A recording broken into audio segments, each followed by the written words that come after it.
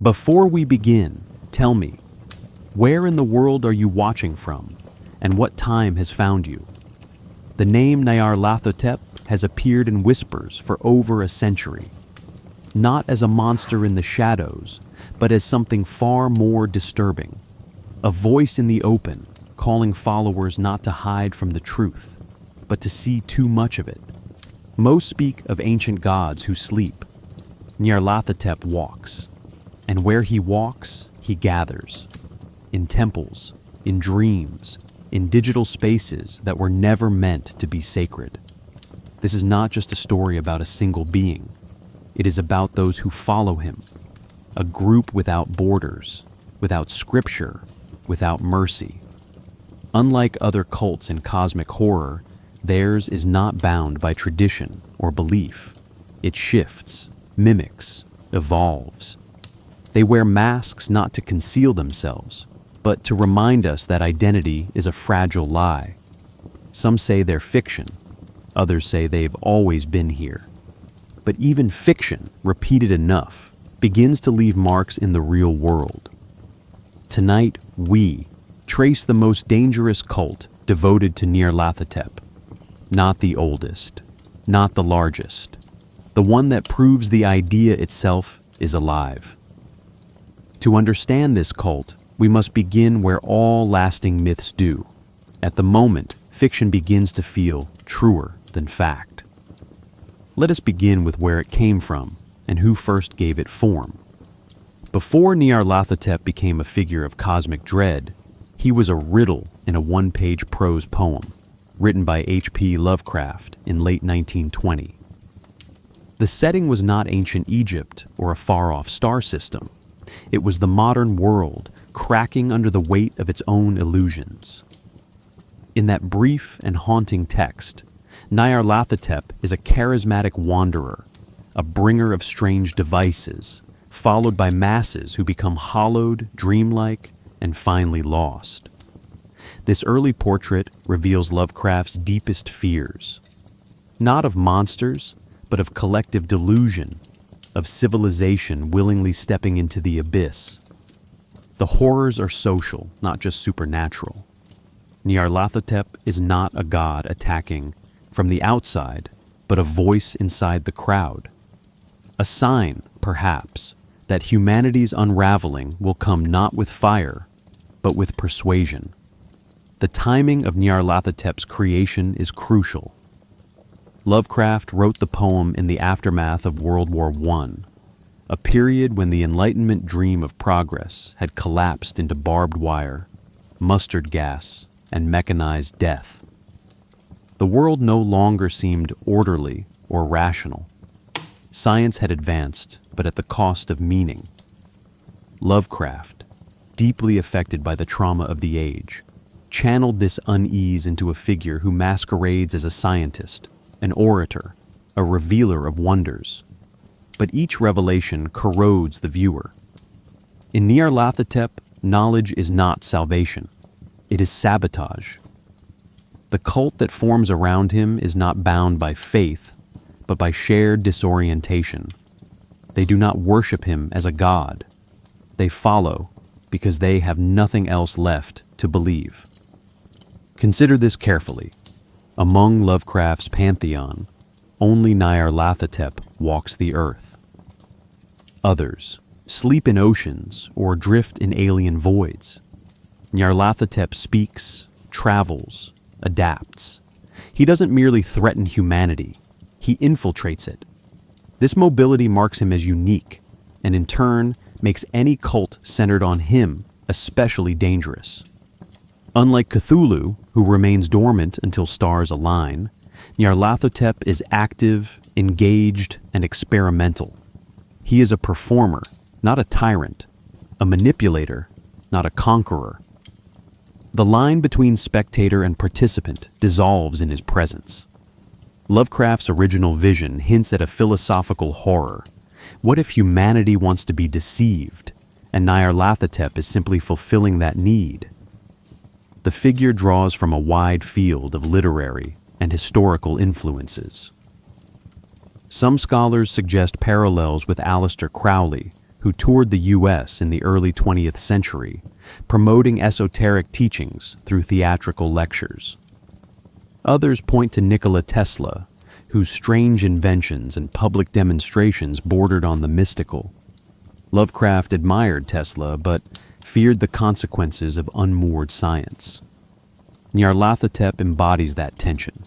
Technological awe turned into existential threat. His cult might begin as an audience, but over time, awe becomes surrender. The charisma of the figure masks the erasure of identity.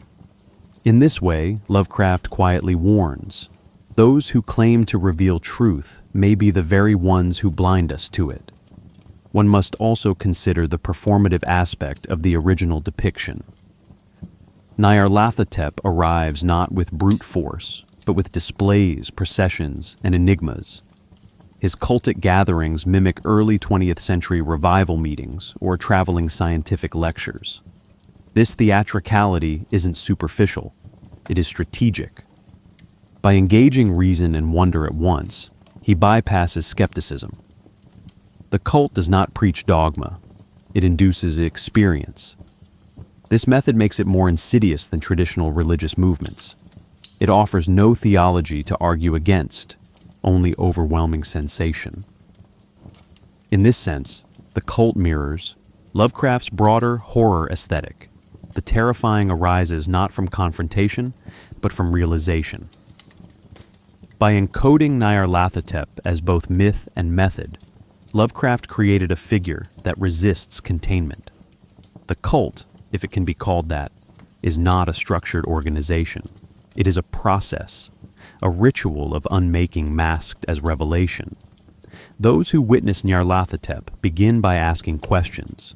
They end by becoming parts of his message. This blurs traditional boundaries between believer and victim, between participant and subject. The horror, then, is not just what the cult does, but what it proves. That modern humans, stripped of inherited meanings, will attach themselves to anything that speaks with authority, even if that voice belongs to the void. We now turn from Lovecraft's moment to the deeper traditions that shaped it. If Nyarlathotep speaks with many voices, we must ask, whose voice was he echoing?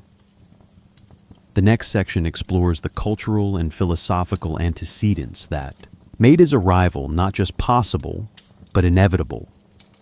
Nyarlathotep did not emerge from a vacuum. Though his name is singular and his form ever-shifting, the conceptual roots behind his cult reach deep into a pre-modern world where figures of chaos, knowledge, and deception often blurred. Across cultures, trickster deities mediate between divine and mortal, order and entropy. Hermes in Greek mythology, Set in Egyptian lore, and Loki in Norse sagas each disrupt stability to introduce transformation, sometimes creative, often destructive. Nyarlathotep inherits this archetype, but with a key distortion. He no longer balances cosmic forces. He tips them toward disintegration. His cult follows not a boundary-crossing mediator, but a saboteur of meaning itself. The figure also echoes the role of the psychopomp, the guide of souls to unknown realms. Traditionally, such figures, like Anubis or Charon, are liminal, neither condemning nor redeeming, merely facilitating transition. Tzatdiu's Nyarlathotep. That guidance becomes coercion. He doesn't lead toward revelation. He pulls the soul into collapse. Philosophically, this aligns with Arthur Schopenhauer's vision of the world as blind striving, meaningless will cloaked in illusion. The cult of Nyarlathotep, seen through this lens, is a formalized surrender to that realization. They do not resist the void, they serve it. And in doing so, they assert an anti-faith, one that worships process over purpose. Consider the historical rise of spiritualism and occultism in the late 19th and early 20th centuries. As scientific advancement dismantled traditional religious narratives, many turned to seances, mystic orders, and theosophy to re-enchant the world. But this re-enchantment came with risks. Mystical systems that promised secret knowledge often slid into authoritarianism or madness. The Golden Dawn, for instance, aimed to uncover higher truths through ritual, but its legacy is as marked by schism and paranoia as by insight. Nyarlathotep's cult arises from this pattern, seekers of hidden wisdom drawn into systems that dissolve their autonomy. What sets his followers apart is that the dissolution is not a failure, it's the goal. The literature of decadence also plays a critical role in shaping the cult's thematic resonance. Writers like Joris Karl Huysmans and Baudelaire explored excess, decay, and spiritual exhaustion. Their protagonists pursue sensations so rarefied they veer into madness. In Against Nature, Huysmans' character isolates himself to curate experiences so refined they become grotesque. These narratives parallel how Nyarlathotep's followers, whether in dreams or ceremonies, pursue knowledge so rare it unravels the self. The cult, then, is not irrational. It is hyper-rationality turned inward until it devours its host. This reveals something profound. Madness here is not a break from reason, but its overextension. Modernist disillusionment sharpened this trajectory. As World War I shattered Europe's illusions of progress, cultural thinkers began to treat meaning itself as unstable. Nietzsche had already declared God dead. After 1918, it seemed that truth might be too. This nihilistic undercurrent pulses beneath Nyarlathotep's cult. Unlike other fictional orders that cling to forbidden truths, this one weaponizes the absence of truth. Their rituals don't restore cosmic order, they amplify its absence. As such, the cult becomes a vessel for post-Enlightenment horror, not the fear of monsters, but the fear that there is no underlying structure to resist them. Comparisons to mystery religions of the ancient world are also instructive. The Eleusinian mysteries promised initiates secret truths about death and rebirth, often through disorienting ritual. Yet those systems ultimately reassured. They promised return, renewal, cosmic participation. Nyarlathotep's cult mimics their structure, but erases their comfort. Their rituals lead not to rebirth, but to unreality. There is no cycle, only unraveling. This reversal transforms the cult into a satire of spiritual aspiration. It exposes a terrible possibility, that the cosmos does not speak to us in metaphor or destiny, but in noise. Nyarlathotep's cult, then, emerges at the intersection of religious decay, philosophical despair, and the hunger for secret knowledge. It does not build a system. It erodes them. It does not reveal meaning. It showcases its absence. Through the lens of historical movements and philosophical inquiry, we see that the cult is not merely fictional. It is conceptually inevitable, an echo of real desires twisted into nightmare. And if its logic is seductive, that is because it reflects something already present in modern thought. To grasp how this logic spreads, we must examine its mechanisms. The next section will trace the etymology and symbolic language through which the cult maintains its power, not by clarity, but by design. Nyarlathotep is a name that resists domestication.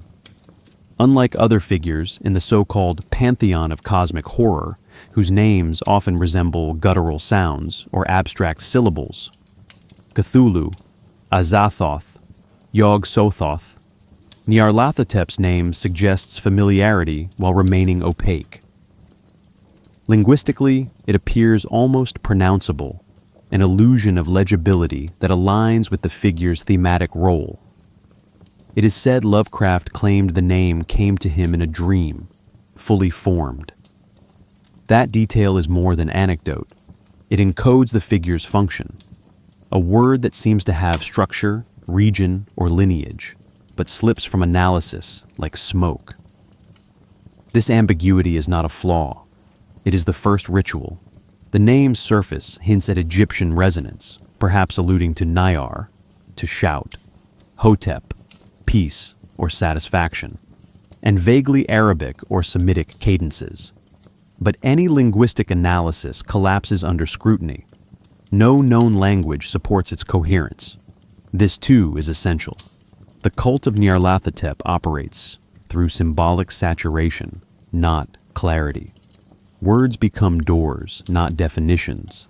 The name functions as an incantation, not because it contains power, but because it suggests power without revealing its terms. The cult, in turn, adopts this linguistic strategy. Its prayers are riddles, its texts redacted, its speech full of echo. To understand is to lose structure. To speak clearly is to break the spell. Throughout fictional accounts, the cult's language is marked by certain recurring terms: masks, processions, whispers, madness, shapes, dreams. These words, though seemingly mundane, become saturated through repetition and context. They are semantic placeholders, referring not to fixed meanings, but to emotional states and mental transitions. Masks, for instance, are not simply disguises, but metaphors for identity's instability. Whispers signify not just secrecy, but the erosion of consensus reality. This symbolic network creates a kind of inverse liturgy, a set of terms that induce unknowing. Unlike religious language, which aims to clarify or elevate, the cult's vocabulary obscures, fragments, and destabilizes. Consider the semiotic function of the unpronounceable. In many traditions, divine names are ineffable. Speaking them improperly risks invoking sacred wrath or cosmic imbalance. Nyarlathotep's name functions oppositely. It appears speakable, but its meaning decays on contact. This inversion is strategic. It turns language into an unreliable medium. As such, the cult's communications, whether through chants, scripts, or digital code, often rely on forms that overload or misdirect interpretation: palindromes, recursive phrases, looping signals. These techniques mirror modern anxieties about information saturation, where knowledge no longer clarifies but corrodes. The symbolic language of the cult also weaponizes contrast. Nyarlathotep often appears in human form, dignified, persuasive, articulate. His cult mimics this structure. On the surface, rational discourse, structured ritual, even scientific jargon. Beneath, contradiction, collapse, noise. This gap between outer form and inner disarray becomes a semiotic trap. Followers are not drawn into madness through chaos, but through meaning that betrays itself. The mask speaks in order. The truth lies beneath, and it is disordered. This tension between syntax and semantic ruin is central to how the cult spreads. It infects not through direct coercion, but through gradual erosion of conceptual stability. In later expansions of the mythos, particularly in role-playing systems and derivative fiction, cult communications sometimes take digital forms: corrupted data, glitched audio, recursive code structures. These are not mere modernizations. They reflect a deeper continuity in the cult's symbolic logic. Whether on stone tablet or corrupted hard drive, the message is the same. Language is unstable, and meaning is porous. The cult's texts cannot be trusted because they are not designed to transmit truth. They are designed to activate transformation, first of thought, then of identity. We must pause here. Language is the human defense against the void. When a cult undermines that defense, while still speaking in our terms, it becomes more than dangerous. It becomes viral. The name Nyarlathotep, once uttered, is not easily forgotten. But remembering it does not preserve understanding. It marks the beginning of its undoing. From here, we shift from symbolic language to structural strategies. How does this cult maintain narrative authenticity despite its internal contradictions? The next section explores its myth-building techniques, how it creates history from fiction, and in doing so becomes more real than reality. In Lovecraft's universe, myth is not a relic of the past. It is an ongoing method of distortion. The cult of Nyarlathotep exemplifies this strategy. It doesn't spread through conquest or conversion, but through story. Stories embedded in false documents, misattributed quotations, and accounts that contradict each other while still pointing to a shared terror. This fragmented, unstable narrative is not a weakness. It is the cult's core strength. It constructs belief not by asserting truth, but by destabilizing the boundary between fiction and record. The more contradictory its myth, the more it mirrors the uncertainty at the heart of cosmic horror. A defining feature of the cult's myth-building is the use of pseudotexts, fictional grimoires presented with the formality of academic citation. The Necronomicon is the most well-known, but others, Unaussprechlichen Kulten, the Book of Eibon, the Pnakotic manuscripts, build an ecosystem of interlocking false authorities. These texts lend each other credibility through cross-reference, creating a web of evidence that resists external validation. Nyarlathotep's cult appears within these documents as both object and agent, sometimes summoned, sometimes worshipped, sometimes disguised. This variability is deliberate. It implies the cult's truth cannot be fixed in time. It changes not because the record is flawed, but because the phenomenon itself defies consistency. This technique reflects older literary methods used to lend realism to myth. Medieval bestiaries, Renaissance demonologies, and early modern travelogues all blend invented material with factual framing. Lovecraft modernized this by embedding cosmic fiction into the structure of the scholarly footnote. Later writers expanded the method through forged letters, redacted files, and testimonies discovered after the narrator's disappearance. These devices reinforce the cult's plausibility. They suggest an ongoing cover-up, a dangerous pattern that the reader is only glimpsing in part. The myth thus becomes performative. The audience, by encountering fragmented evidence, completes the illusion of depth. We must also examine the cult's use of geographical and cultural sprawl. Unlike traditional secret societies, which are often localized, the cult of Nyarlathotep is portrayed as both ancient and mobile.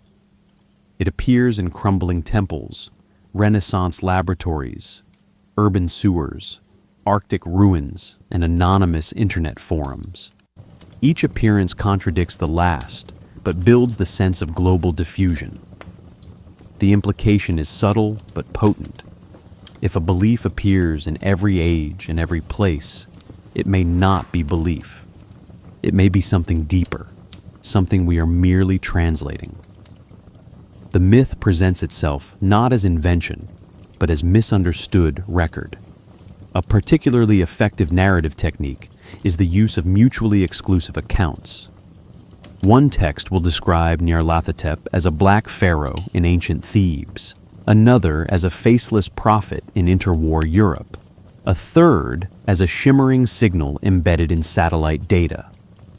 Rather than clarifying, the diversity induces epistemic fatigue. The reader begins to lose confidence in the possibility of consistency, precisely the effect the cult desires. In psychological terms, this is cognitive destabilization, by narrative overload. The more the audience tries to reconcile the contradictions, the more they become susceptible to the cult's core message. Coherence is a lie. The myth also includes self-erasing elements, reports that end mid-sentence, researchers who vanish, locations that appear on no map. These lacunae don't weaken the story, they make it more real. In traditional historiography, absence of evidence is often considered evidence of suppression. The cult leverages this assumption. Gaps in the narrative feel like censorship. Redactions feel like hidden danger. The myth does not offer closure. It offers friction. And in that friction, belief begins to form, not because of trust, but because of doubt. What results is a mythology that spreads like infection. Readers, investigators, and even scholars begin by analyzing, but end by participating. Once the myth of Nyarlathotep's cult is engaged, the observer becomes part of the structure. The final implication is unavoidable. The myth is not about the cult. The myth is the cult. Having explored how narrative form sustains this belief system, we now turn inward. If the myth spreads by language and structure, what does it teach? What does it reveal about existence, knowledge, and the human mind? In the next section, we will begin unpacking the cult's philosophical foundations and the terrifying themes that animate its rituals. At its heart, the cult of Nyarlathotep is a philosophical mechanism. It does not merely offer allegiance to a being, it stages a confrontation with the nature of existence. The cult's rites, narratives, and appearances center on three ideas: the radical insignificance of human life, the universe's drift toward entropy, and the illusion of objective reality. These are not incidental themes. They are the cult's liturgy. And while many fictional orders present secret truths as empowering, Nyarlathotep's followers learn something else. That truth is not a tool, it is a solvent. Cosmic horror emerges from the tension between human expectation and cosmic indifference. Lovecraft wrote in 1927 that the most merciful thing in the world is the inability of the human mind to correlate all its contents. This inability is not failure, but protection. The cult of Nyarlathotep removes that protection. It teaches that to understand the universe is to lose one's place within it. Followers often begin as intellectuals, artists, or visionaries, people trained to seek pattern. What they discover is not meaning, but the absence of it. They do not go mad from what they see. They go mad because they can no longer unsee. Insignificance, in this context, is not humility. It is obliteration. The cult teaches that human values, goodness, purpose, even sanity, are parochial delusions. In the face of Nyarlathotep's presence, these constructs collapse. One fictional account describes an initiate who, after contact with the crawling chaos, spends weeks speaking in languages that do not exist, building towers that crumble as they rise. This is not metaphor.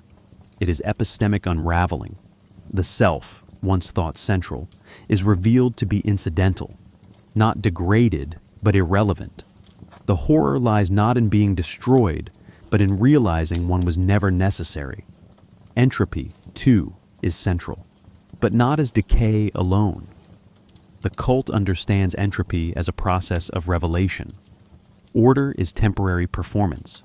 Behind it lies fluctuation, disassembly, and noise. In cultic texts, rituals often end with systems breaking. Languages fragment, architecture bends, identities dissolve. This is not ritual failure, it is success. The worship of Nyarlathotep becomes a celebration of breakdown, not a plea for salvation. One recurring motif in derivative stories involves a map that redraws itself mid-use, or a clock that runs backward once seen. These symbols remind the initiate direction, structure, and orientation are not stable properties. They are illusions maintained by habit. But it is the third theme, dream reality, that makes the cult most dangerous. Dreams have always played a role in the mythos. Randolph Carter, Lovecraft's alter ego, famously navigates the dreamlands in search of forbidden knowledge. Yet the cult of Nyarlathotep does not treat dreams as escape. It treats them as intrusion. Dream logic infects the waking world. One tale describes cultists who believe they are awake only when dreaming and sleepwalk through daily life as observers of a false construct. Their rites blur the boundary between sleep and perception, often using drugs, symbols, or rhythmic stimuli to induce wakeful dreaming. The goal is not clarity, it is the collapse of distinction. This dream state philosophy echoes philosophical skepticism. Descartes wondered if an evil demon might deceive us about everything. The cult proposes something worse. There is no demon. There is only Nyarlathotep, and his presence doesn't deceive, it rearranges. He is not a liar, but a rewriter.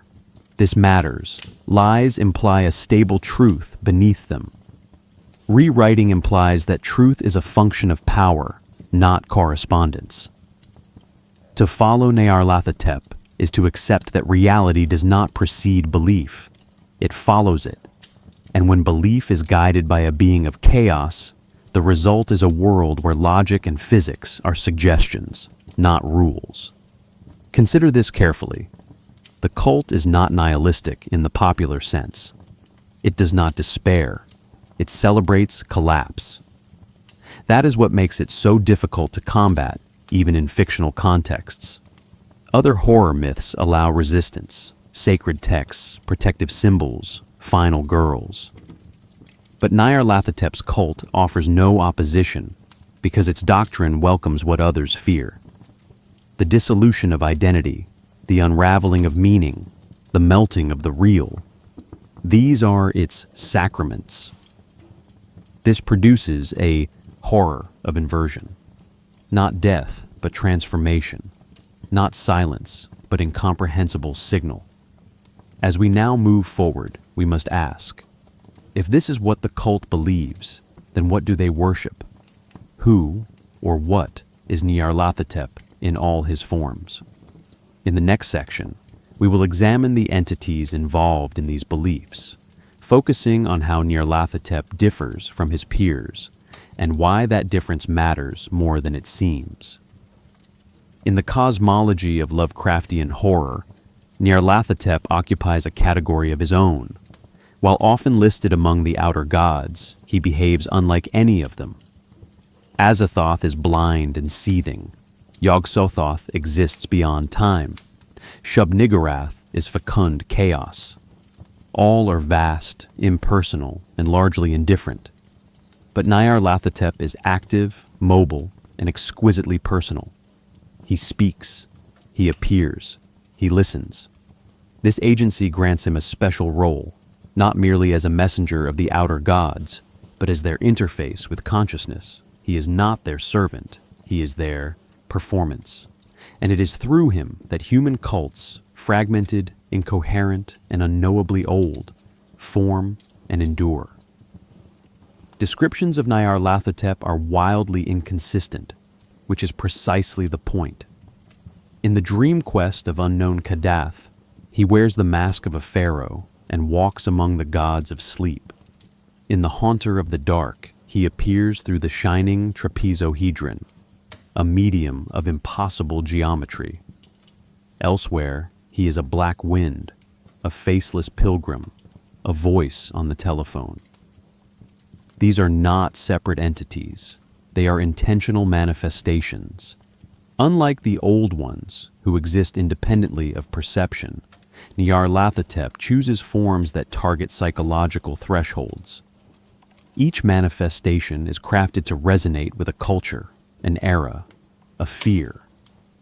The result is not a god in many disguises, but a god of disguises. The cult recognizes these forms not as avatars, but as signals.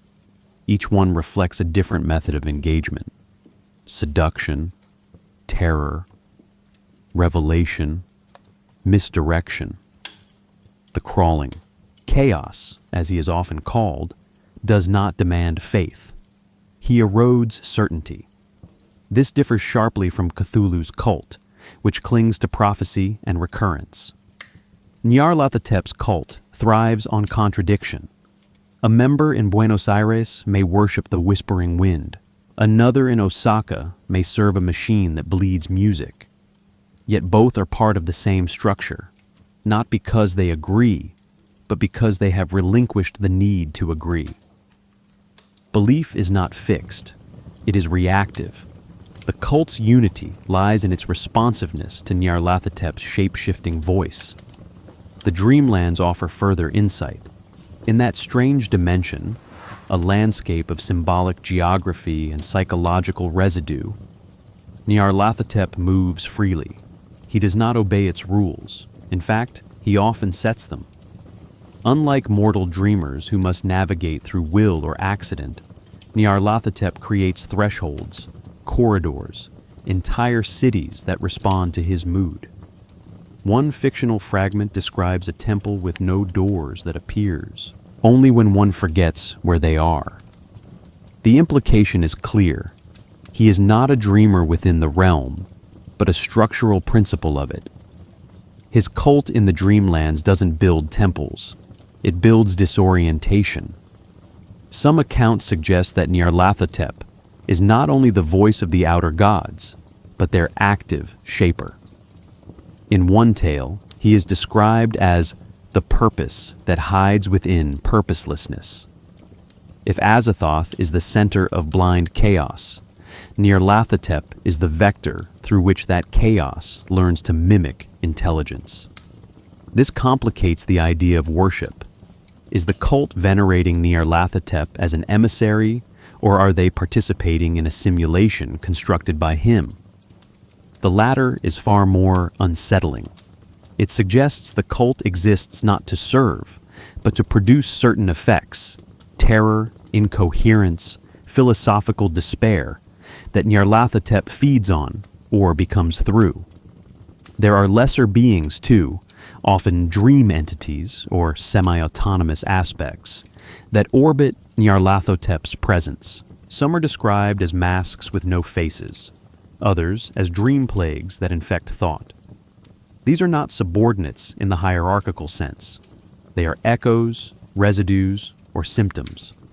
A cultist exposed to Nyarlathotep's voice may later hear it in a static burst on an unused frequency. Another may see it in the rearranged contents of a room. These phenomena are not appearances of the god. They are artifacts of exposure. The cult understands these not as miracles, but as consequences. Worship becomes less about veneration and more about enduring contact. We must pause here. Most theological systems describe a god as source. Nyarlathotep reverses this. He is not a source, but an event. He happens to perception. He happens to time. And this distinction explains the structure of his cult. It is not organized around dogma. It is organized around intrusion. Each member, each story, each ritual is a node of disruption, a localized instance of contact.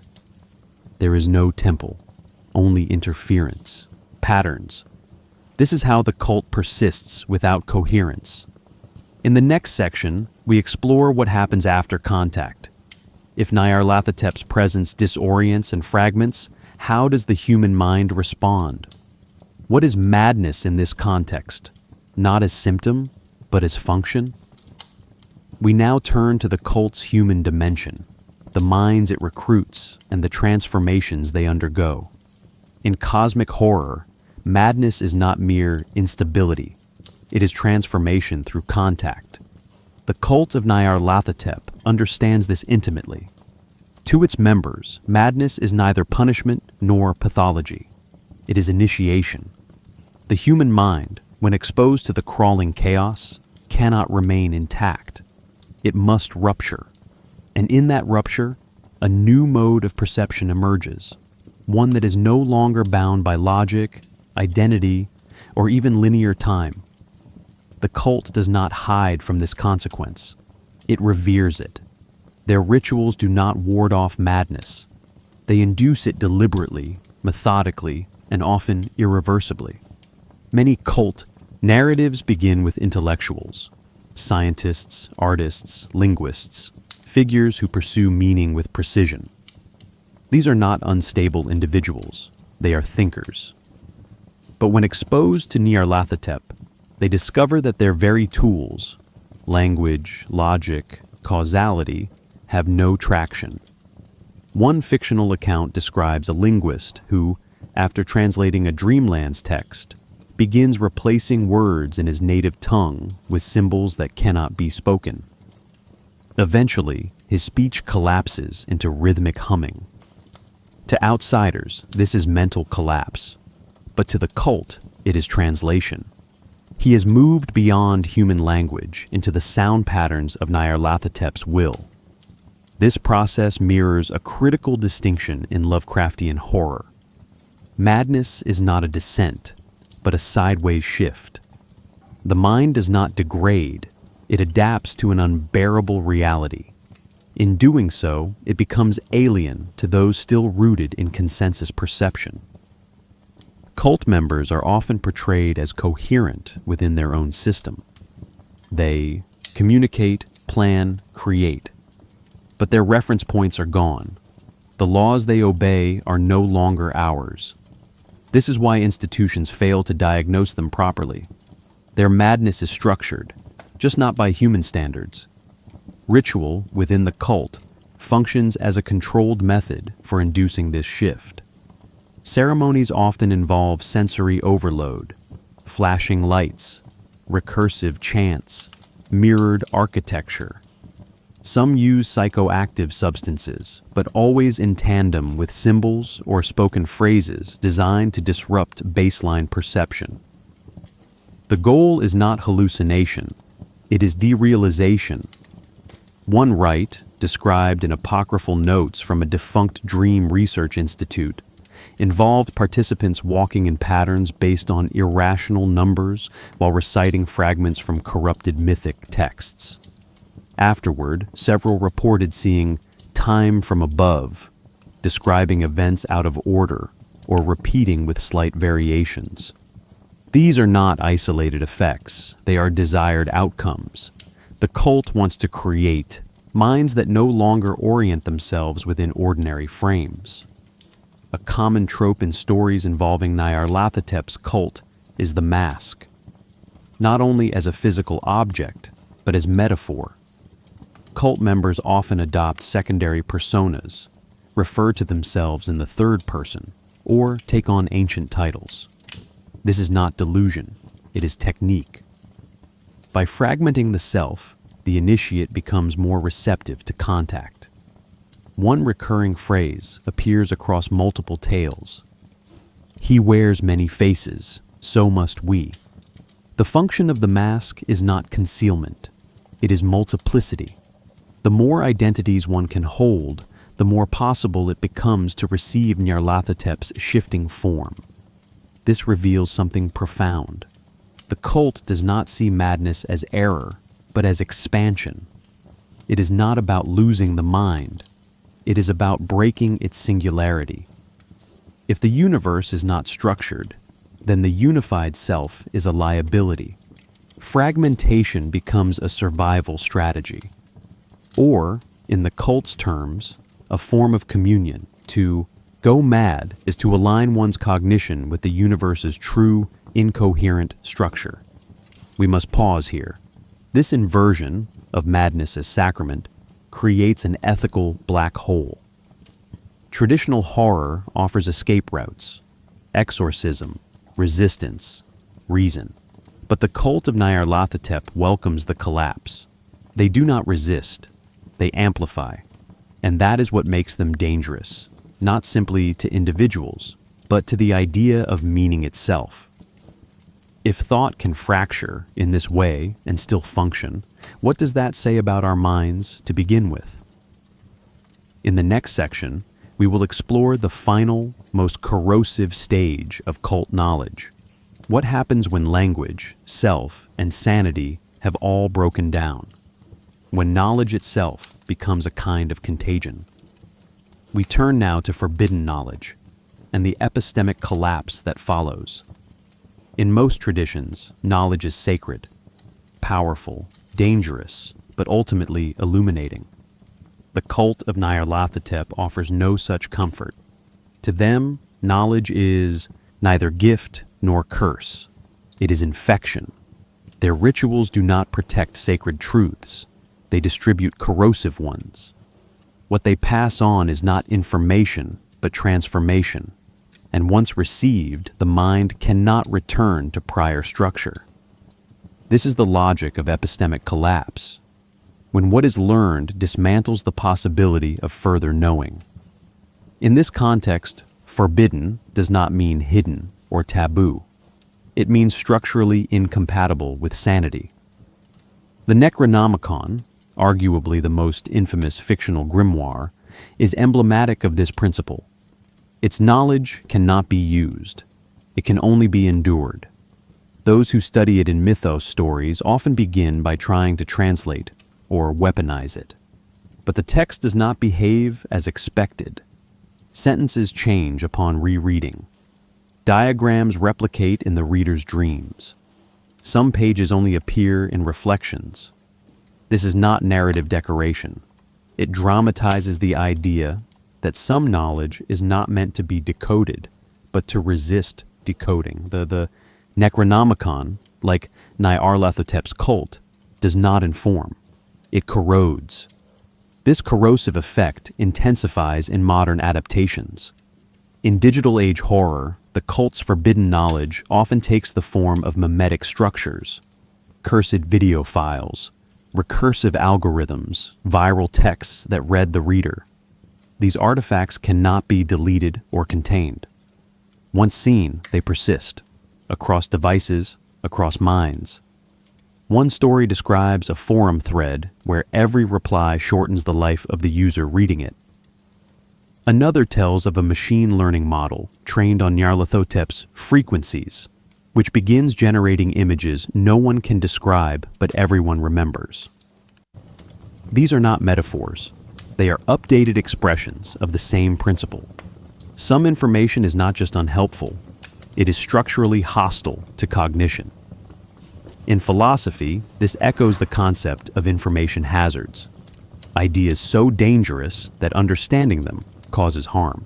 Nick Bostrom writes of scenarios in which knowing a certain fact might doom the knower or entire civilizations. Nyarlathotep's cult, seen through this lens, becomes a delivery system for such hazards. It does not hoard secret truths, it releases them. Its purpose is not concealment, but saturation. And in doing so, it converts knowledge into a weapon, not through deception, but through unbearable accuracy. What sets this apart from traditional esotericism is the absence of hierarchy. In most secret traditions, initiates progress through levels, gaining deeper knowledge as they prove worthy. Nyarlathotep's cult has no such structure. Contact can occur at any point, and there is no protection for the unready. A single phrase, a shape, a whisper in a dream, any of these can trigger collapse. One fictional account describes a man who, after overhearing part of a chant at a train station, begins seeing all written language as shimmering veins. He loses the ability to read, but gains the ability to feel meanings from within. What begins as revelation ends in disconnection. He no longer speaks with others. He speaks around them. We must pause here. In epistemology, knowledge is often defined as justified true belief. But what happens when belief is unstable, justification impossible, and truth fluid? The cult of Nyarlathotep thrives in this space. It doesn't just blur the line between true and false. It annihilates the usefulness of that line. Its knowledge is performative. It does not explain the universe. It alters the knower until the universe can no longer be parsed the same way. This is the final function of the cult, to break the cycle of question and answer. In its place, it installs recursion, fragmentation, and dream logic. The initiate does not graduate from ignorance to truth. They dissolve into irrelevance, like a language that has no speakers left. What remains is not clarity, but residue. Symbols that no longer signify, but still replicate. Nyarlathotep enters literature not with thunder or ritual, but with a whisper in Lovecraft's one-page prose poem, Nyarlathotep, 1920. The text reads like a personal apocalypse. And it was then that Nyarlathotep came out of Egypt. Who he was, none could tell, but he was of the old native blood and looked like a pharaoh. He performs experiments that dazzle and terrify. Audiences leave blank-eyed. Cities descend into dreamlike decay. The narrator joins a procession into immemorial night, beyond stars and sanity. There is no exposition, only impact. From this first moment, Nyarlathotep is defined not by mythic grandeur, but by infiltration. He does not reveal his divinity. He enacts its consequences. This initial appearance is foundational. Unlike other deities in Lovecraft's mythos, Nyarlathotep is experienced rather than described. The horror arises not from what he is, but from what he causes, a collapse of reality's texture.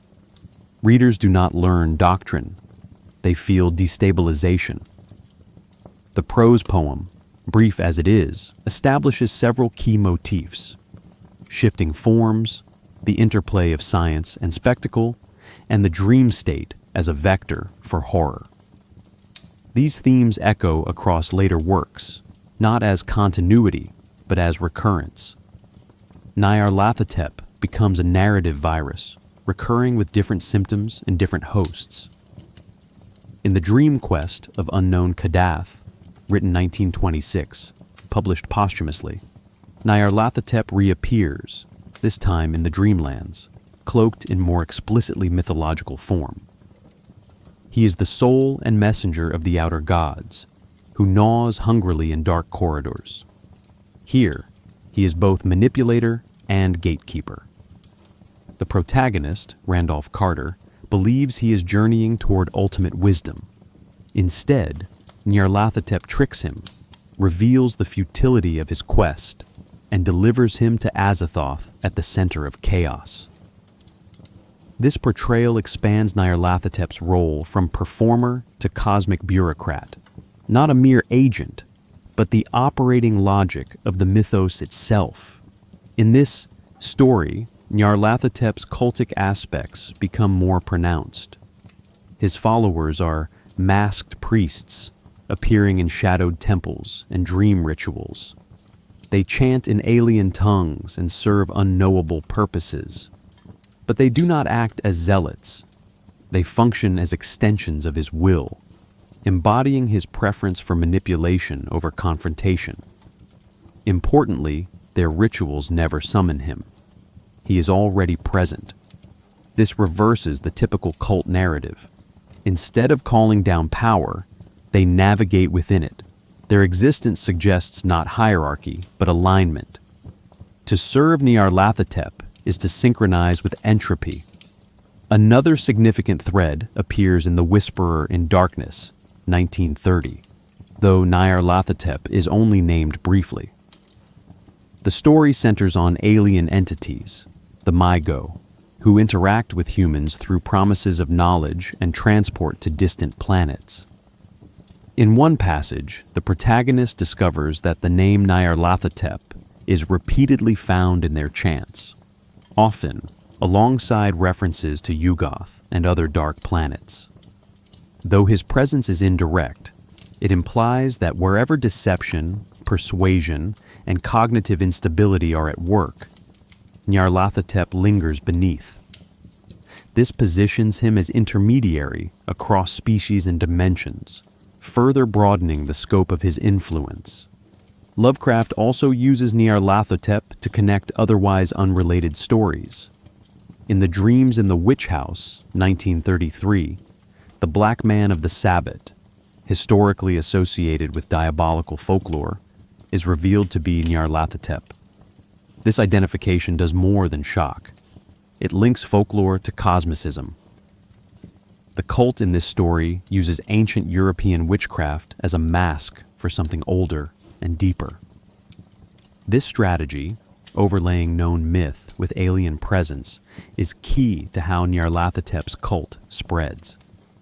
It hides within cultural symbols, reinterpreting them from the inside. The cumulative result is a figure who exists across texts not as a single thread, but as a meta-presence. He bends genres, appearing in dream fantasy, sci-fi horror, folk tales. He resists singular mythology. Each appearance contradicts the last, but reinforces the idea that he is always already present, watching, adjusting. This narrative strategy mirrors the cult's internal logic. Just as the cult thrives on incoherence, so too does the literary construction of Nyarlathotep. He is not anchored by canon. He is authenticated by recurrence. We now move to the next layer of this evolution.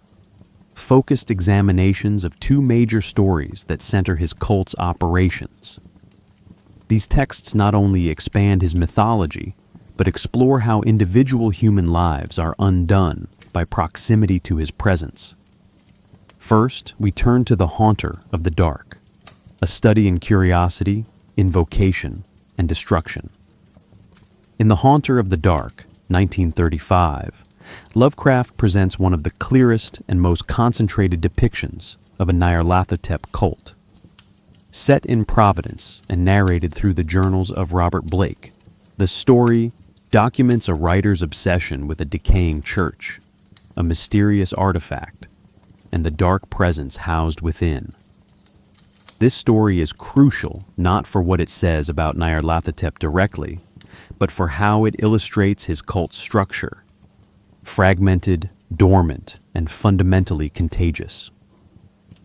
Blake's descent is not driven by coercion, it is driven by curiosity, which the cult has long prepared to exploit.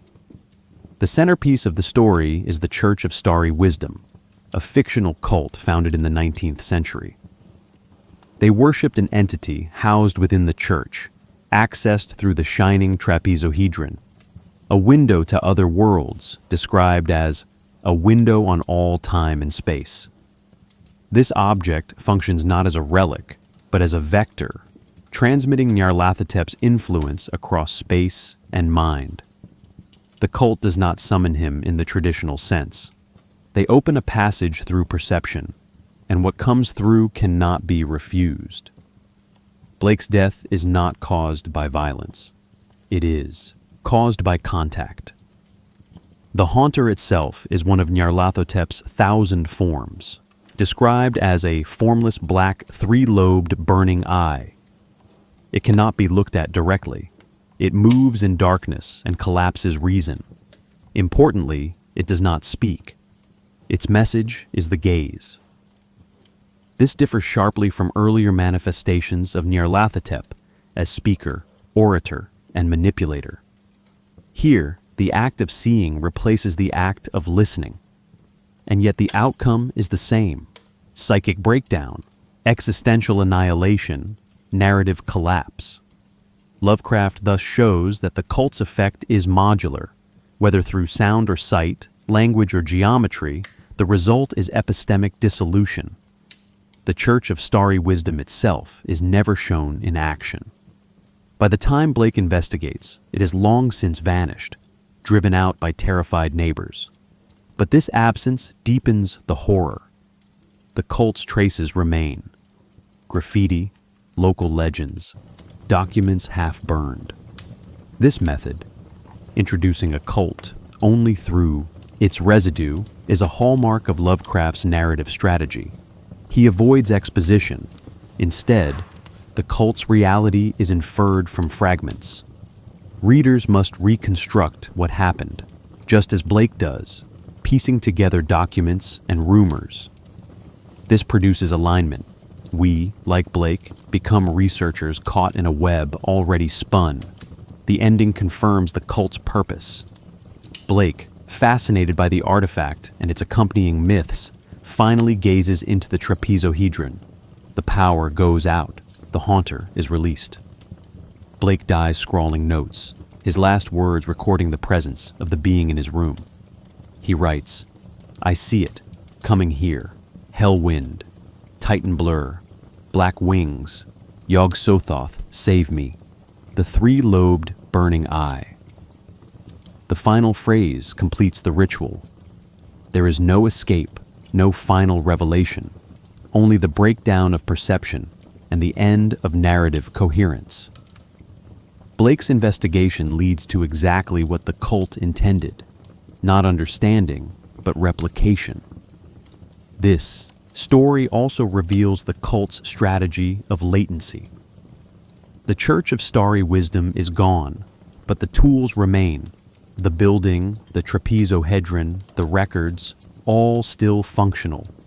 This implies the cult does not rely on constant presence. It prepares environments, then waits. Any sufficiently curious mind will complete the ritual. In this way, the cult acts as an architectural virus, designing spaces that replicate even without living members. The church is no longer a house of worship. It is a trap built from implications. The Haunter of the Dark is thus not merely a horror story about forbidden knowledge.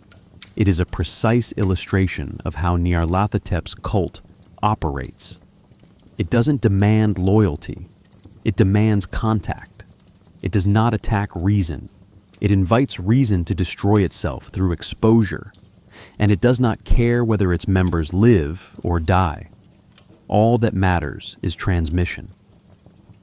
In the next case study, we move to a very different setting, the dream-saturated landscapes of the Dream Quest of Unknown Kadath. There, the cult appears not in ruined buildings, but in temples without time, offering no artifact, only misdirection, and the promise of transcendence that ends in dissolution.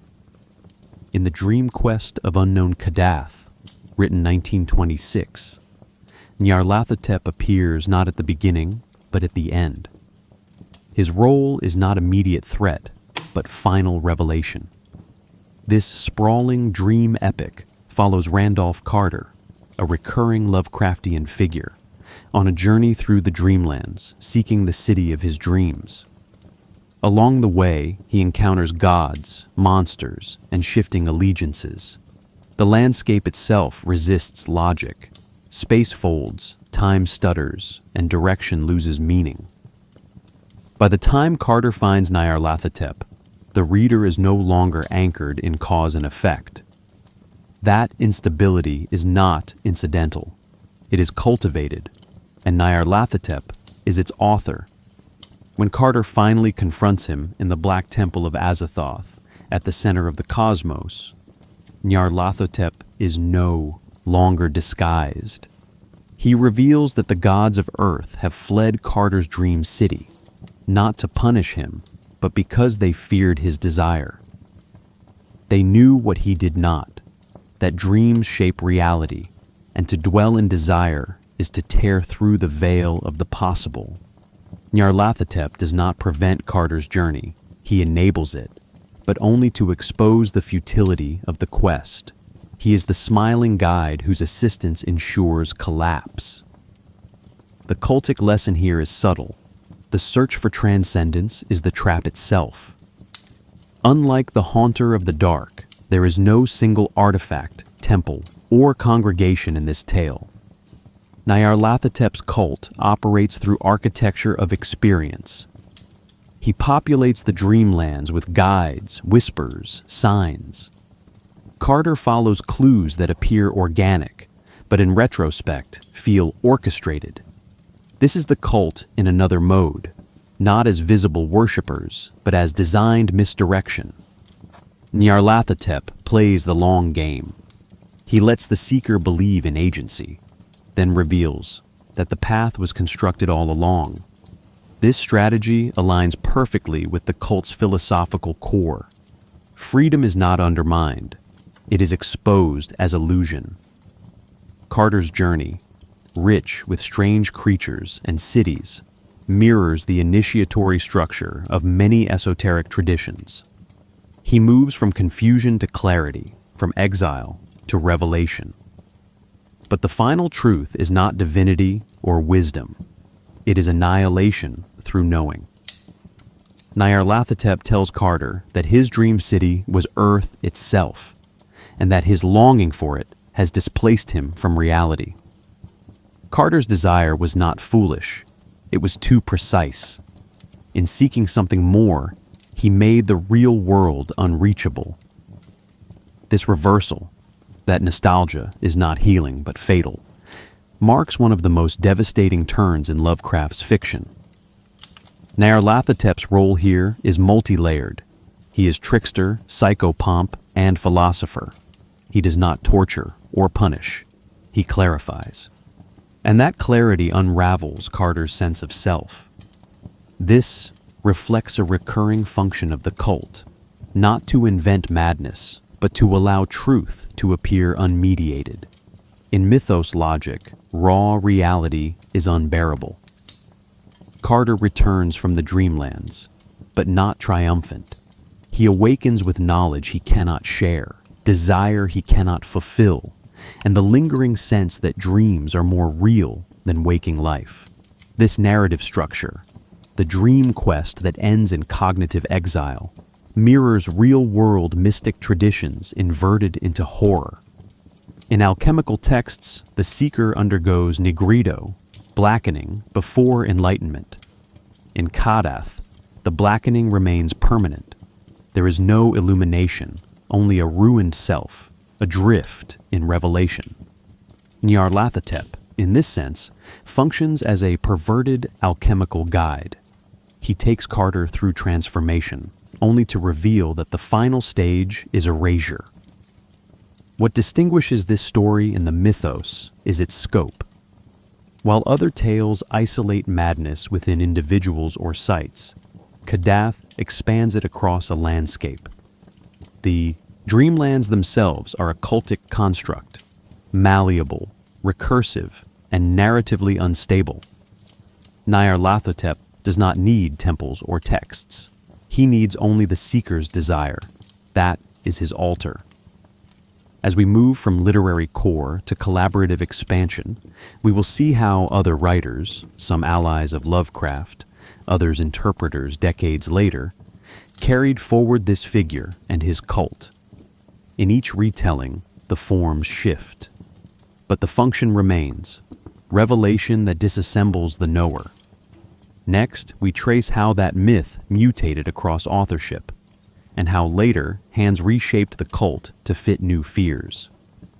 Nyarlathotep, as first envisioned by Lovecraft, was mutable, active, and terrifying, precisely because he defied classification. But after Lovecraft's death in 1937, his mythos did not remain static. Writers like August Derleth, Clark Ashton Smith, Robert Bloch, and later generations expanded the mythos, sometimes preserving its ambiguity, sometimes reconfiguring it to fit different narrative or metaphysical needs. Nyarlathotep's cult, in particular, evolved from an amorphous network of dream-haunted visionaries into something more structured, more theological, though never entirely stable. Each expansion both clarified and complicated the original vision. August Derleth, Lovecraft's literary executor and mythos systematizer, introduced a controversial innovation: moral dualism.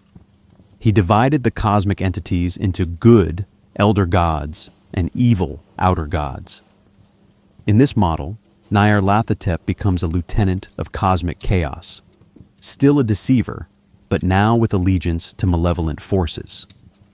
Derleth's reinterpretation reframed the cults of Nyarlathotep as explicitly satanic, echoing Christian heresies and apocalyptic eschatology.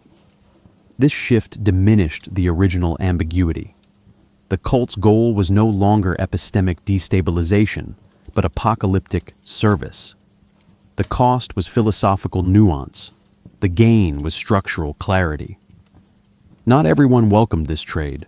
Clark Ashton Smith retained more of Lovecraft's amorality, portraying Nyarlathotep's worshippers as aesthetic nihilists, seeking transcendence through corruption, not salvation through allegiance. In his fragment, The Treader of the Dust, Nyarlathotep is evoked not through dogma, but through symbols of decay, crumbling architecture, withered manuscripts, desiccated corpses. His cult is less a society than a contagion. The implication is clear. Wherever civilization erodes, he waits beneath the dust. This echoes Lovecraft's latent theme, that cults do not merely serve gods, they become landscapes of collapse. In Robert Bloch's The Faceless God, 1936, Nyarlathotep returns to his Egyptian roots. The story introduces a more folkloric cult, blood rites, ancient idols, desert rituals. Though simpler in structure, this portrayal reinforces a key idea, that Nyarlathotep's form adapts to its observers. In Egypt, he is the Black Pharaoh. In dreams, he is the masked priest. In modernity, he may be code, voice, or image. Bloch's contribution is not thematic innovation, but geographic anchoring, reminding readers that the cult's mutations are culturally responsive. In the 1980s and 1990s, the Call of Cthulhu role-playing game, Chaosium, systematized the mythos for interactive storytelling. Here, Nyarlathotep becomes uniquely gameable, a god with motivations, masks, and methods. The game lists dozens of forms: the Black Pharaoh, the Howler in the Dark, the Bloody Tongue. Each has its own cult, rituals, and behavioral logic. This taxonomy preserves the horror, but introduces operational structure. Players encounter temples, summonings, and mind-affecting encounters. The cult is no longer implied, it becomes interactive lore. Yet despite the risk of over-definition, the RPG wisely retains the essential. Nyarlathotep's motive is always misdirection. No matter the form, the goal is to mislead. Later, literary voices, Thomas Ligotti, Caitlin R., Kiernan, and others, re-engaged with Nyarlathotep's core idea. That horror lies not in monsters, but in the collapse of explanatory systems. Ligotti rarely names Nyarlathotep, but his work resonates with its themes: faceless agencies, the horror of perception, the dread of consciousness itself. Kiernan's stories often feature unreliable memories, fractured time, and non-human narrators, elements that echo the cult's psychological techniques. These writers did not expand the mythos by adding forms. They deepened it by restoring its philosophical precision. We must pause here. What we see across these expansions is a spectrum. At one end, Nyarlathotep as mythic villain, organized and ritualized. At the other, Nyarlathotep as principle of fragmentation, ambiguity, and collapse. Each writer chooses where to anchor the cult, in temples, in texts, in thoughts. This variability is not a flaw. It is the character's design. The cult has no true orthodoxy, only expression. As the Yaoi mythos enters the 21st century, the cult adapts again, not in print, but across media. The next section explores this cultural afterlife. What happens when the story leaves the page? When the cult begins appearing in games, in film, in alleged sightings and urban legends? We now examine the viral spread of the idea and how fiction, over time, begins to feel like memory. Long after his literary birth, Nyarlathotep has begun to circulate in the strange borderlands between fiction, rumor, and belief. His cult, once confined to dream narratives and crumbling temples, now appears in whispered internet stories, anonymous videos, and forums where users debate whether something they've seen, heard, felt, was part of a fiction or a breach. This modern afterlife does not rely on formal storytelling. It thrives on suggestion. And the most unsettling development is this. People now claim to encounter Nyarlathotep not in books, but in experiences. Urban legends have begun to fold him in onto fringe forums and conspiracy threads. Users report dreams of the man with no mouth, or of black processions moving through deserted malls. A Reddit post from 2015 described a recurring figure who appeared during sleep paralysis, offering strange geometries instead of words. The author later deleted their account. Another thread linked a string of identical dreams across unrelated users, each involving a shifting mask and a city with no sky. No one mentioned Nyarlathotep by name, yet his fingerprints were unmistakable. These accounts function like folklore. They accumulate power not through proof, but through recurrence. Hoaxes, too, have proliferated. A 2008 video titled "Trapezohedron Found in Antarctic Cave" circulated briefly before being pulled. It showed little, just a dark crystal and a low humming, but its comment section filled with claims, dreams, distortions, déjà vu. The video's aesthetics closely mimicked mythos lore, suggesting it was a deliberate fabrication. Yet that hardly mattered. Its success lay not in deception, but in participation. Each viewer became part of the hoax's extension, adding to the mythology simply by reacting. This is a key shift in the cult's modern form. It no longer needs members. It only needs readers who don't fully disbelieve. Historical events, too, are sometimes retrofitted into the myth. The Philadelphia experiment, the Montauk Project, the MK Ultra files, each now contains speculative overlaps with Nyarlathotepian interference. These theories claim that experiments in cognition or time created anomalies described in Lovecraft's fiction. Of course, these claims are unprovable, but their rhetorical function is not evidence. It is plausibility drift. If enough elements resemble the myth begins to resemble fact. The cult doesn't need rituals. It spreads through pattern recognition. Why does this fiction refuse to remain fiction? The answer may lie in a broader cultural unease. In an era defined by information overload, disinformation, and epistemic crisis, Nyarlathotep's cult becomes a metaphor for our inability to distinguish signal from noise. He is the perfect postmodern deity, fragmented, participatory, and always one step outside verification. The more you try to pin him down, the more he shifts. Belief isn't required. Uncertainty is sufficient. We must pause here. Urban legends function like modern folklore.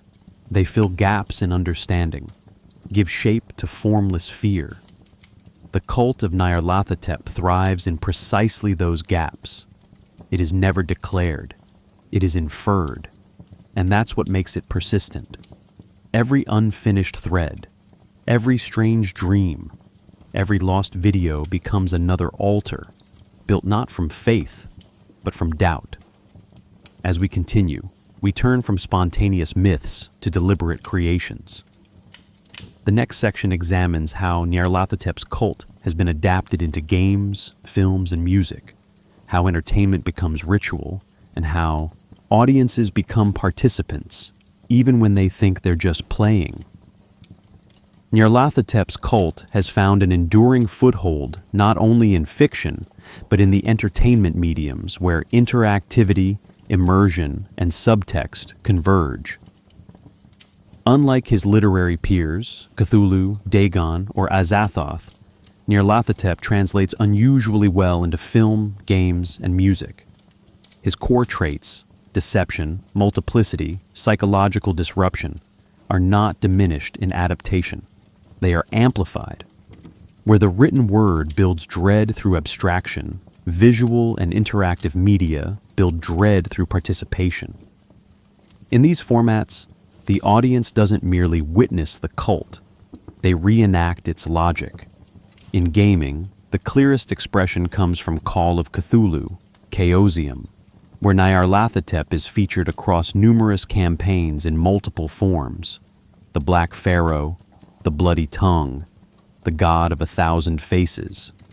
Each mask carries different abilities, cult structures, and methods of influence. The genius of the system lies in how it incorporates insanity as a mechanic. Not just a threat, but an expected consequence of seeking knowledge. Players who investigate too deeply risk mental fracture. This mimics the original narrative structure of Lovecraft's stories. The cult is not defeated, it is uncovered, and the uncovering is the cost. Tabletop gaming here becomes ritualized performance, a reenactment of epistemic collapse. Digital games also replicate this logic. In Bloodborne, 2015, while not officially part of the mythos, the game borrows heavily from Lovecraftian themes: cosmic gods, dream realities, forbidden knowledge. One faction in the game, the Choir, worships an alien intelligence and seeks communion through self-induced madness. The rituals, architecture, and gradual loss of sanity mirror the Nyarlathotep cult's trajectory. The player begins grounded, becomes curious, and ends unrecognizable. The game does not offer simple victory. It offers mutation through revelation. Film provides fewer direct portrayals, yet its indirect reflections are telling.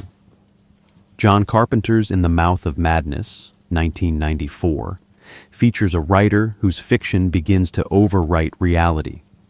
Fans become cultists, stories become prophecy. The line between reader and character dissolves. While Nyarlathotep is never named, the mechanism is identical: fiction as virus, cult as readership. Similarly, The Empty Man, 2020, presents a quasi-religious group attempting to make contact with a cosmic entity through meditation, despair, and mass ritual. Their practices, fragmented speech, symbolic gestures, sensory manipulation, closely resemble descriptions of Nyarlathotep cult activity. These films externalize the inner erosion Lovecraft hinted at: belief systems that act as delivery systems for breakdown. Music, too, has become a site of expression. Metal bands like Portal, Nile, and the Great Old Ones draw heavily on mythos themes, incorporating ritualistic imagery and indecipherable lyrics. Performances are immersive, cryptic, even deliberately overwhelming. Listeners often report emotional unease, a sense of narrative tension without release. Here, the cult is not literal. It is aesthetic. The ritual is sonic. The sacrament is repetition. In some cases, visual elements are added: black-robed figures, shifting sigils, strobe-lit chaos. This is not mere homage. It is simulation of ritual without content, the exact aesthetic Nyarlathotep's cult has always used. Alternate reality games, ARGs, push this even further. Projects like Local 58, Gemini Home Entertainment, and This House Has People in It present fictional realities that audiences explore piecemeal. These experiences blur fiction and reality. There are no clear boundaries, no credits, no authors. They unfold through scrambled broadcasts, corrupted media, and contradictory timelines. These traits echo the cult's preferred mode: plausible incoherence. Players, in trying to solve the narrative, become participants in its construction. Just as Nyarlathotep deceives through clarity, these ARGs confuse through design. Why does this matter? Because these adaptations don't simply borrow imagery. they replicate structure. They teach audiences to distrust coherence, to seek patterns in noise, to embrace disorientation. In doing so, they carry forward the cult's original function. The medium changes. The ritual does not. Next, we move beyond art and entertainment into the world of lived culture. Academia, subcultures, and communities where Nyarlathotep is no longer just referenced, but studied, performed, and embedded into philosophical systems. The cult, it turns out, has not just survived. It has adapted, again. Outside fiction and entertainment, the cult of Nyarlathotep has migrated into subcultural and academic spaces, places where symbols are not just observed, but worked with. In occult circles, performance art, esoteric forums, and postmodern theory, Nyarlathotep has become something more than a character. He is a tool, a metaphor, a structure. This shift reveals a deeper truth about the cult. It no longer depends on belief in Nyarlathotep as a literal entity. It thrives when his function, as a destabilizer of meaning, is adopted without question. In this way, the cult becomes less like a religion and more like a pattern of thought. Within occult subcultures, especially chaos magic and Discordianism, Nyarlathotep is often invoked not as a deity, but as a conceptual archetype. Practitioners treat him as the trickster force behind false revelation, a guide through deliberate uncertainty. Rituals might involve reading mythos texts in reverse, meditating on contradictory symbols, or conducting anti-rites designed to confuse rather than clarify. One such rite, shared anonymously in a fringe magic zine, instructs participants to create sigils using names they do not believe in, then forget what they were for. This aligns precisely with the cult's ancient logic. The power lies not in belief, but in disorientation. In performance art and experimental theater, Nyarlathotep has emerged as a recurring motif. Works like the Nyarlathotep cycle, a live piece staged in abandoned buildings, or Dreams of the Crawling God, a multi-venue audio installation, do not present narratives. They immerse participants in fragmented sound, disjointed architecture, and overlapping timelines. The effect is not to tell a story, but to simulate madness. Audiences leave unsettled, not because they've seen horror, but because they've lost narrative cohesion. These performances often feature no direct reference to Nyarlathotep, but the effect is unmistakable. The experience feels cultic, even if no cult is named. Academia, too, has begun to analyze Nyarlathotep through the lenses of philosophy, cultural studies, and semiotics. In scholarly work, he often stands in for post-structural instability. Jean Baudrillard's theory of simulation, Derrida's différance, or Foucault's critique of knowledge power systems all find echoes in the figure of a god who wears masks, speaks in riddles, and reshapes reality through language.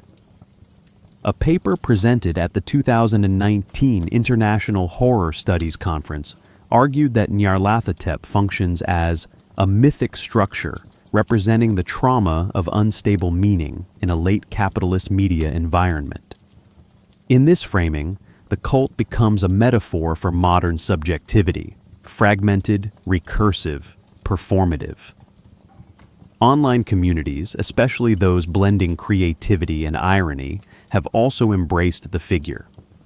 On platforms like Tumblr, Reddit, and certain Discord servers, users role-play cultic behavior, writing in dream logic, creating glitched sigils, or posting scrambled prayers to an unnamed god of masks.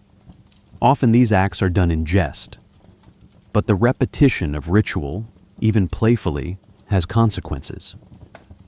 The boundary between performance and participation blurs. This mirrors the original cultic structure. There is no initiation, only engagement. The cult spreads because it can be played with, referenced, recontextualized, never fully defined. We must pause here. Traditional cults demand exclusivity and faith. The cult of Nyarlathotep demands nothing, only attention. In this way, it mimics the logic of modern media itself: fragmented, fast-moving, symbolic, parasitic. Whether in a philosophy classroom or an anonymous meme thread, the cult appears not as a group, but as a gesture. The mask shifts again. Next, we turn to the final implication of all this. If the cult is now everywhere, across art, theory, and ritual, what does it mean psychologically? What happens to a mind or a culture that embraces the idea that coherence itself may be the illusion? The last section asks not what the cult is, but what it leaves behind. The most disturbing aspect of Nyarlathotep's cult is not its doctrine, its rituals, or its symbols. It is the psychological residue it leaves behind. Even in fiction, proximity to the cult changes the mind. In reality, sustained engagement with its themes does something subtler. It alters one's expectations about coherence, agency, and the role of consciousness itself. The figure of Nyarlathotep and the behaviors of his followers point toward a terrifying possibility: that madness is not the failure of the mind, but the mind correctly perceiving a universe that was never meant to be understood. The cult doesn't create instability, it reveals it. This is why the cult endures. It speaks to something universal and unresolvable: the tension between the desire to know and the fear of what knowing will cost. Most belief systems offer meaning as reward. The cult of Nyarlathotep offers meaning as bait. Those who take it find themselves unable to return to earlier frameworks of self, truth, or time. They see too much, or worse, they see that there was never anything to see. In clinical terms, this resembles derealization. In philosophical terms, it aligns with anti-foundationalism, the view that no belief, no structure, no perception rests on solid ground. Only recursion. The cult also challenges the assumption that perception is private. Across mythos stories and modern adaptations, initiates don't merely go mad. They begin to share hallucinations. Dreams synchronize. Symbols repeat across disconnected minds. Language decays in identical ways. This collective distortion implies that Nyarlathotep is not a character, but a pattern of perception, a viral thought form that reorganizes cognition around instability. Once introduced, it propagates. This is more than fiction. It mirrors concerns in psychology about shared psychosis and mimetic infection, cases where ideas replicate across minds like pathogens. Consider this carefully. The cult teaches that identity is not a stable essence, but a costume worn briefly. Masks are not deceptions. They are the default state. In this framework, madness is not chaos. It is liberation from constraint. Some fictional initiates find peace in this realization, but it is a peace stripped of individuality. "I have seen the face beneath all faces," writes one unnamed cultist in an apocryphal fragment. It is the face that looks back when the self is gone. The line between self-discovery and self-erasure dissolves. Philosophically, the cult erodes the narrative of progress. If knowledge leads to collapse and agency is an illusion, then the human project, learning, improving, understanding, becomes tragic farce. This is not nihilism in the casual sense. It is a cold metaphysical inversion. The more clearly one sees, the less there is to hold on to. The cult doesn't oppose science or reason. It completes them, pushes them to their extreme, until they destroy the very foundation they stand on.